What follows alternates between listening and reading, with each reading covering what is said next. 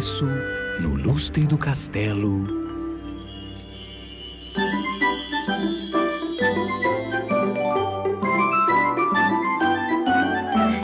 Gostou do teatro, Lara? Ai, adorei. Eu gosto tanto de teatro. Se eu não fosse uma fadinha, certamente eu seria uma atriz. Ai, nem me diga.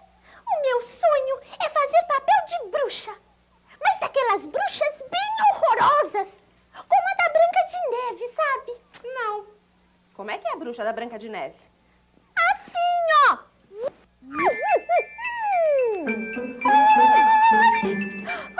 Venha, minha querida. Coma uma pera. Não, senhora. Eu prefiro mexerica.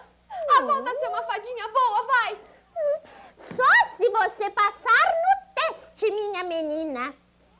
Descubra o erro dessa figura. Descobrir o erro dessa figura? Bom, aqui a bruxa está varrendo a casa dos anões e a Branca de Neve oferece uma maçã a ela. Então, qual será o erro dessa figura? Vamos ver, vamos ver. Já sei! A história está ao contrário. Não é a Branca de Neve que oferece a maçã à bruxa, e sim a bruxa que oferece a maçã à Branca de Neve. Acertou! Parabéns, mana! Mas se você fizer essa brincadeira de medo de novo, quem vai virar bruxa sou eu. Lara, como você é medrosa. Que boba. Ó, escute uma musiquinha para espantar os fantasmas.